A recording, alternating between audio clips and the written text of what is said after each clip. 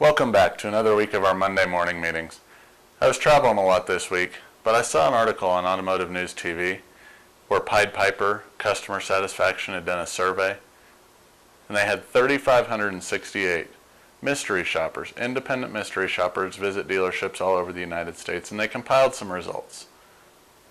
You know, one of the things I noticed was Mercedes, Lexus, Land Rover, Acura, and Jaguar were the top 5 of the list for customers who were the happiest with their overall visit, from factors like, was the salesperson helpful enough, were they offered a brochure when they did leave, were they turned over to a manager, were they followed up after the visit, how helpful were they while they were there, various things like that.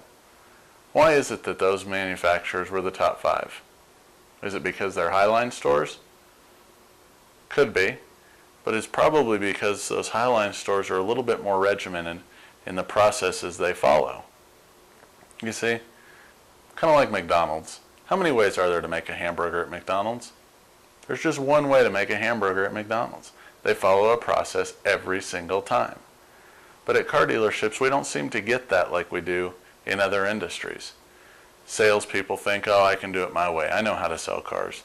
Managers think, oh, the boss doesn't understand today's car buyers, so they do it their way.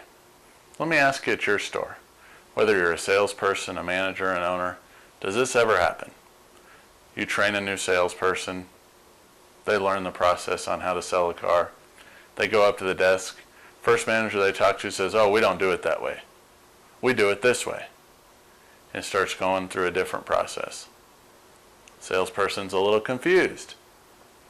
Then all of a sudden, they're working on another car deal. It's a different sales manager. He says, oh, forget what he told them and forget what you learned. We do it this way. Of course it happens. It happens all over the U.S., and if you're one of those dealers that doesn't do it, congratulations. I'm glad you follow your processes. But if you're not one of those dealers, if you're the dealer principal watching this, it's your responsibility to make sure that your managers know what you expect of them. You hire them to do a job for you. If you're a manager, it's your responsibility to do whatever it is that your general manager or dealer principal sets forth for you. And if you're a salesperson, same thing. It's your responsibility to follow the processes that are put in place.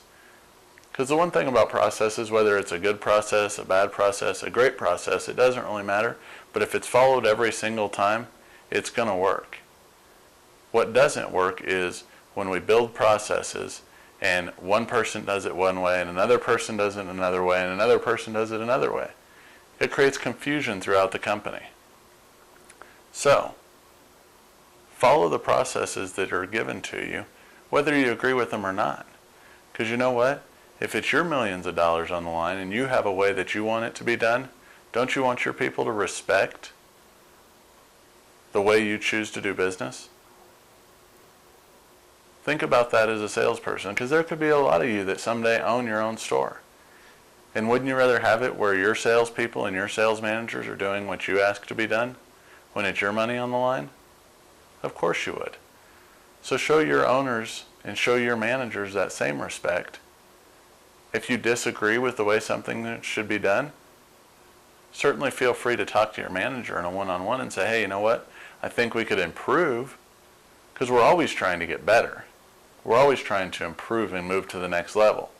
So I'm not saying that there's not a better way to do it than the way that your store has set forward right now. But that doesn't mean that you can just do it your way. Because the problem is most of us that do it that way, we're very inconsistent in the way that we do our process. We'll do it one way with one customer, another way with a customer, and another way with another customer. And if we do that, we're not going to get consistent results in our sales.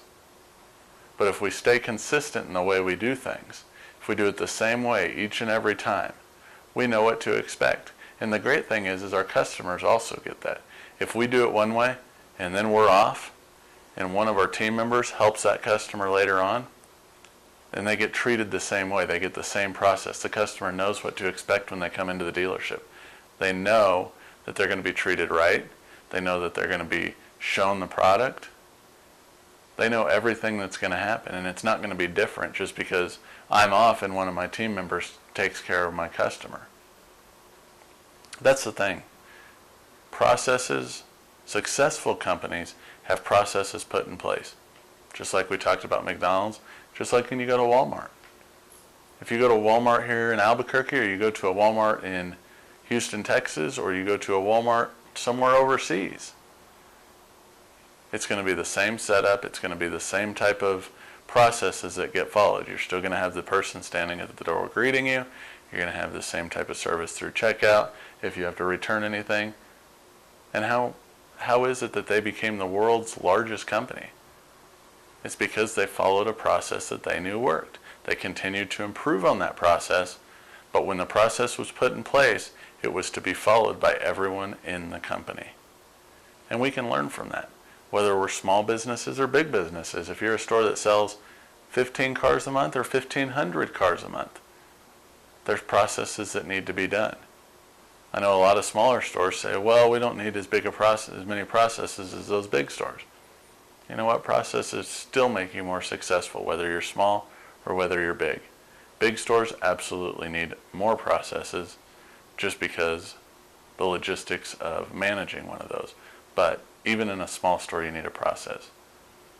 So if your process is to meet and greet the customer and then do a little bit of investigating, fact-finding, determining the customer's needs, whatever it is that your dealership calls that step, and then doing a proper presentation and demonstration, and then bringing the customer in and doing a write-up, follow that process every time. Don't skip the steps just because you think you have a way of doing it better, because a lot of times these processes were written by people who were extremely successful at selling cars.